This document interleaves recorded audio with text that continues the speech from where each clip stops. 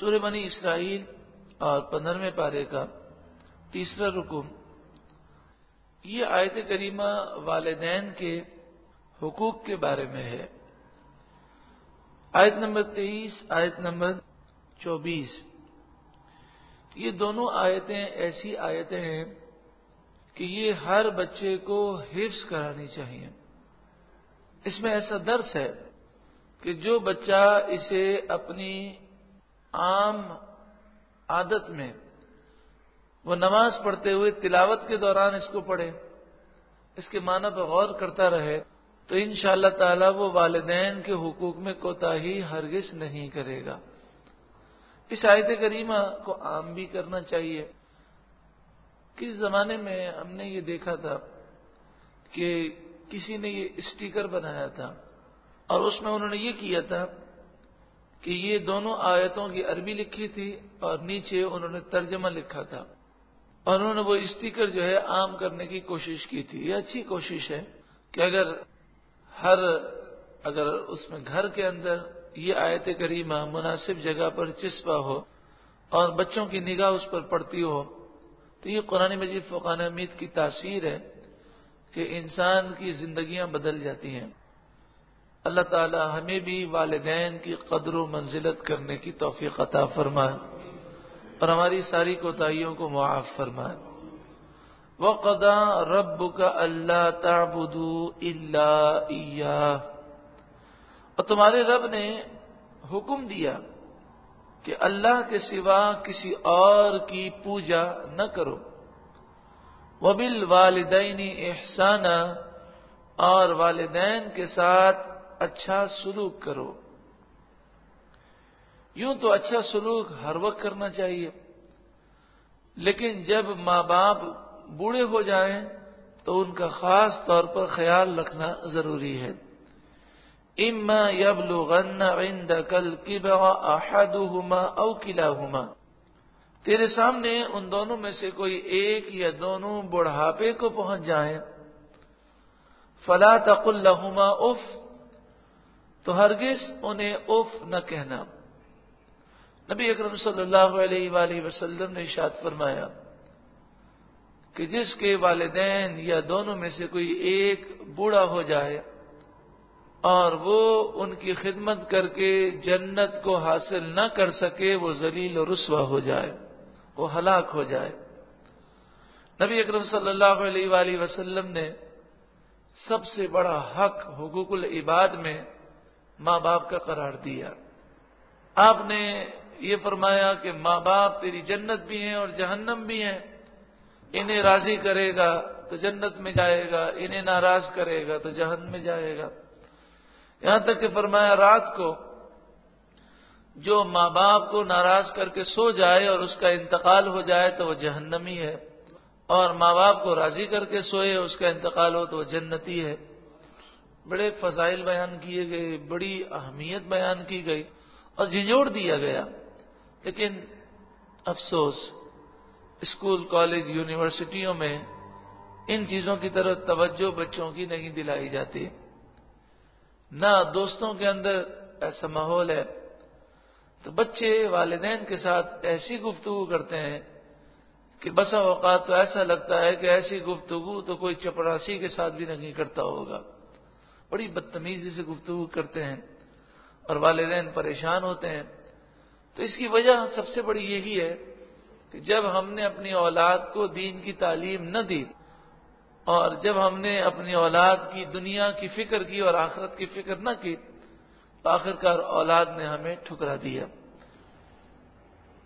بڑھاپے میں چونکہ اعصاب کمزور ہو جاتے ہیں، ایک ایک بات کو بار بار ریپیٹ کرنے کی بیماری، چڑچڑاپن، غصہ، چھوٹی سی بات کا دل پر لے لینا، ذہن میں اس بات کا پھنس جانا، یہ سارے معاملات ہوتے ہیں۔ اس لیے کہ بڑھاپے میں جسم کمزور ہو جاتا ہے، اس سے دماغ بھی کمزور ہوتا ہے، اعصاب بھی کمزور ہوتے ہیں، اس لیے بڑھاپے کا ذکر کیا گیا اور فرمایا اف بھی نہ کہنا۔ مفسرین فرماتے ہیں عربی کلام میں اف سے ہلکا کوئی لفظ ہی نہیں ہے، ناپسندیدگی کا لفظ سب سے ہلکا اف ہے. اگر عربی میں اس سے ہلکا کوئی لفظ ہوتا تو قرآن اسے بیان کرتا. اف کسے کہتے ہیں؟ تو فرمایا اف سے مراد یہ ہے کہ اگر والدین کوئی حرکت کریں، کوئی بات کہیں تو اس سے چہرے پر ناگواری کے جو آثار آتے ہیں، پیشانی پر جو بل پڑ جاتے ہیں، اسے اف کہتے ہیں. یعنی اے لوگوں، تمہارے والدین میں سے کوئی ایک یا دونوں بڑھاپے کو پہنچ جائیں تو ان کے سامنے بیزاری کا، ناگواری کا ہلکا سا بھی اظہار ہرگز نہ کرنا، کہ جن سے والدین کو محسوس ہو کہ یہ مجھے بوجھ سمجھتا ہے. بعض مفسرین نے فرمایا کہ اگر ایسا ہو کہ والدین میں سے کوئی اتنا سخت بیمار ہو جائے کہ وہ اپنے معاملات سے بستر پر ہی فارغ ہو جائیں، تو فرمایا جس طرح تو چھوٹا تھا اور تیرے والدین تیری گندگی کو صاف کرتے ہوئے ذرا بھی آر محسوس نہیں کرتے تھے، تیری پیشانی پر بھی بل نہیں آنے چاہیے. وَلَا تَنْهَرْهُمَا، اور انہیں نہ جھڑکنا، کوئی ایسی بات نہ کرنا کہ جن سے دل ٹوٹ جائے. وَقُلْ لَهُمَا قَوْلًا كَرِيمًا، اور ان سے تعظیم سے بات کرنا. کتنی تعظیم کرنی چاہیے؟ تو مفسرین نے فرمایا انسان سے جو گفتگو کرتا ہے تو یوں سمجھیے دنیا کا سب سے ادنا انسان اور دنیا کا سب سے اعلیٰ انسان، یہ دونوں آپس میں جمع ہو جائیں تو ادنا اعلیٰ کے سامنے کتنی عاجزی کرتا ہے، اس سے زیادہ عاجزی والدین کے سامنے ہونی چاہیے. انہوں نے مثال دی غلام کی اور بادشاہ کی. اب آپ اس مثال کو جس طرح چاہیں سمجھنا چاہیں سمجھ لیں. مثلا ایک فیکٹری کا چوکیدار ہے، وہ جو چائے لانے والا ہے، جھاڑو دینے والا ہے، اور ایک پوری فیکٹری کا مالک ہے جو ہزاروں افراد کو چلاتا ہے. اتنی بڑی فیکٹری ہے، وہ شکل بھی نہیں دکھاتا. اگر کبھی وہ جھاڑو دینے والے کو موقع مل جائے اور وہ انہیں بلائیں اور اسے کہیں کہ بھئی ہاں بولو کیا بات ہے، تو بتائیے وہ اپنی اسے بہت بڑی سعادت سمجھے گا کہ سیٹھ صاحب نے، مالک صاحب اتنے راضی ہو گئے کہ مجھے انہوں نے طلب کیا. اور پھر ان کے سامنے اس کا انداز کتنا عاجزانہ ہوگا. اس طرح کی آپ جتنی مثال کو تصور میں لائیں، والدین کے سامنے اس سے بھی بڑھ کر عاجزی ہونی چاہیے. وَاخْفِضْ لَهُمَا جَنَاحَ الذُّلِّ مِنَ الرَّحْمَةِ، اور ان کے لیے عاجزی کا بازو بچھا نرم دلی سے. عاجزی کا بازو بچھا نرم دلی سے، دل بھی نرم ہو اور عاجزی کا بازو بچھا ہوا ہو. ان کے سامنے غرور و تکبر نہ ہو. اتنی ساری بھلائی کرنے کے بعد بھی تم والدین کا حق ادا نہیں کر سکتے.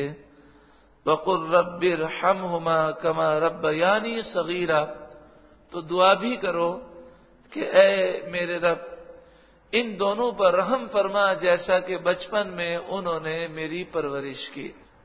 حدیث پاک میں ہے جو اپنے والدین کے لیے دعا نہیں کرتا اسے روزی سے محروم کر دیا جاتا ہے. جو والدین کی نافرمانی کرتا ہے اس کی اولاد بھی اسے ٹھکرا دیتی ہے. جو والدین کا دل دکھاتا ہے اس کی اولاد بھی اس کا دل دکھاتی ہے. حدیث پاک کے مطابق کئی گناہ ایسے ہیں جن کی سزا بسا اوقات دنیا میں نہیں ملتی، اور بعض گناہ وہ ہیں جن کی سزا دنیا میں بھی ملتی ہے اور آخرت میں تو بڑی خطرناک سزا ہے، بڑی بھیانک سزا ہے. تو فرمایا کہ والدین کی نافرمانی یہ ایسا گناہ ہے کہ آخرت میں جو سزا ملنی ہے وہ تو ملنی ہے، ایسے شخص کی دنیا بھی تباہ ہو جاتی ہے.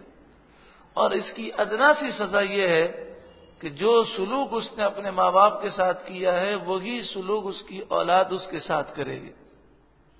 اب کیسے پتہ چلے کہ ہم اپنے والدین کے ساتھ اچھا سلوک کرنے والے ہیں یا نہیں؟ تو ہم اس طرح اپنا جائزہ لیں. میرا خیال ہے کہ یہ ایک ایسا جملہ ہے کہ اس سے فوراً آپ سمجھ جائیں گے کہ ہم صحیح سلوک کر رہے ہیں کہ نہیں۔ کیا اگر کوئی شخص ہم میں سے ایسا ہو کہ جو ہر نماز کے بعد وہ اس طرح دعا کر سکے کہ اے اللہ، جس طرح میں اپنے والدین کے ساتھ سلوک کرتا ہوں ایسا ہی سلوک میری اولاد میرے ساتھ کرے، اگر وہ ہر نماز کے بعد یہ دعا کثرت سے کرنے میں کوئی گھبراہٹ محسوس نہ کرے، اس کا مطلب وہ والدین کے ساتھ اچھا سلوک کرتا ہے۔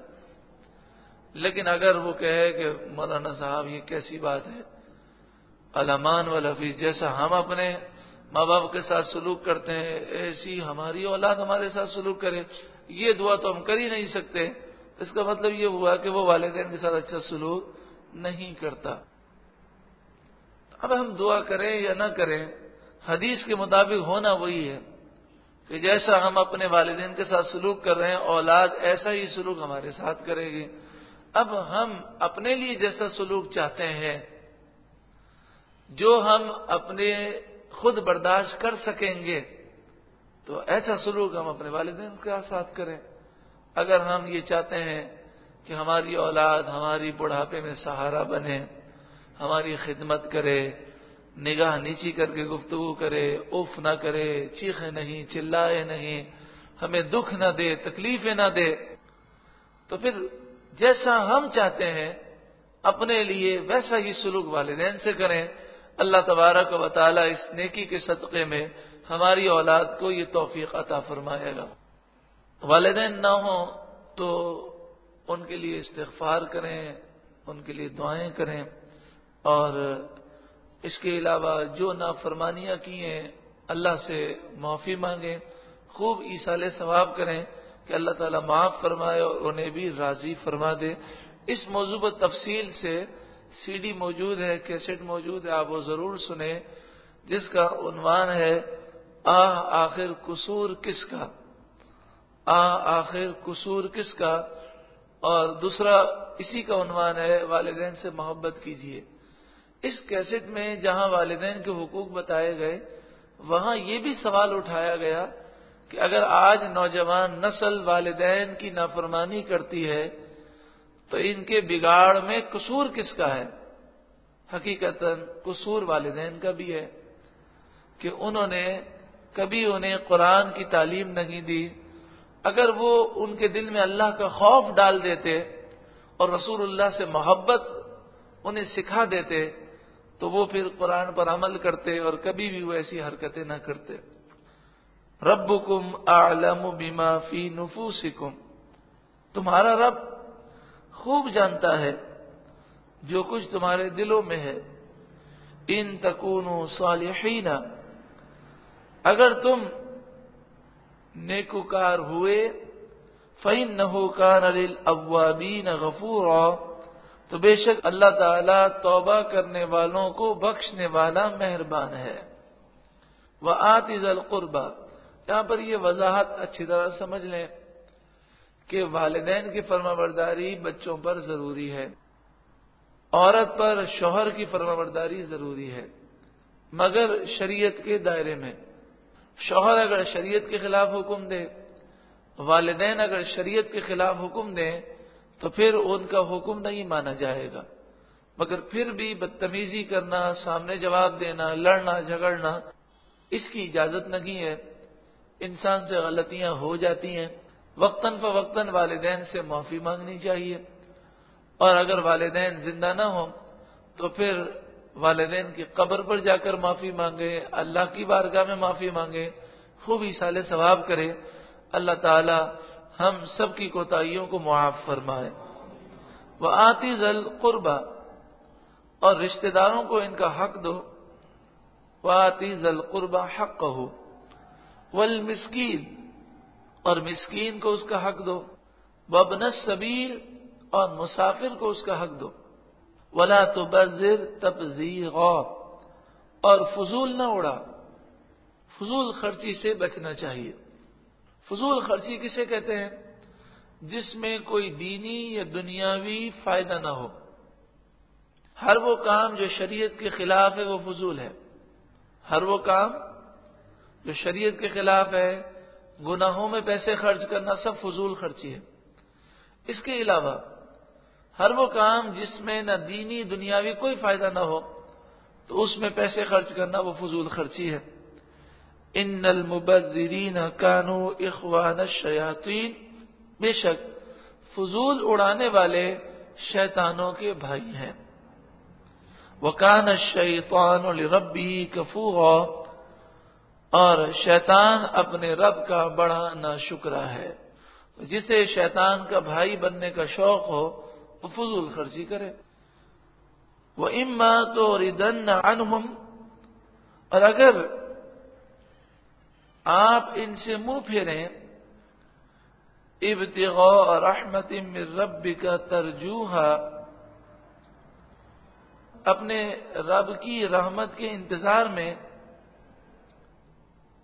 جس کی آپ کو امید ہے، مراد یہ ہے کہ اگر کوئی آپ سے سائل سوال کرے اور ابھی آپ اسے نہ دے سکتے ہوں اور بعد میں دینا ہو تو اسے اچھا جواب دینا چاہیے اور اسے یہ کہنا چاہیے کہ ابھی میرے پاس نہیں، پھر میں آپ کو دے دوں گا۔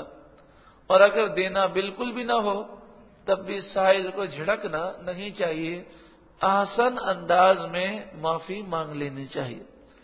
فَقُلْ لَهُمْ قَوْلًا مَيْسُورًا، تو آپ ان سے آسان بات کہہ دیں۔ وَلَا تَجْعَلْ يَدَكَ مَغْلُولًا، اور تم اپنا ہاتھ باندھ کر نہ رکھو، إِلَىٰ عُنُقِكَ، اپنی گردن سے، وَلَا تَبْسُطْهَا كُلَّ الْبَسْطِ، اور نہ ہی ہاتھ بالکل کھلا رکھو، فَتَقْعُدَ مَلُومًا مَحْسُورًا، کہ تم بیٹھ جاؤ پھر ملامت کیے ہوئے، تھکے ہوئے۔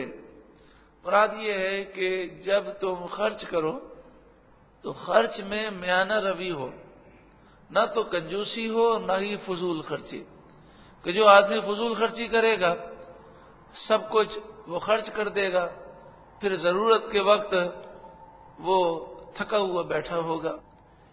ان ربک یبسط الرزق لمن یشاء ویقدر، بے شک تمہارا رب جس کے لیے چاہتا ہے روزی کشادہ فرماتا ہے اور جس کے لیے چاہتا ہے روزی کو تنگ فرما دیتا ہے۔ انہ کان بعبادہ خبیرا بصیرا، بے شک اللہ اپنے بندوں کو خوب جاننے والا ہے، وہ اپنے بندوں پر خبیر ہے، بصیر ہے، خبردار ہے، دیکھنے والا ہے۔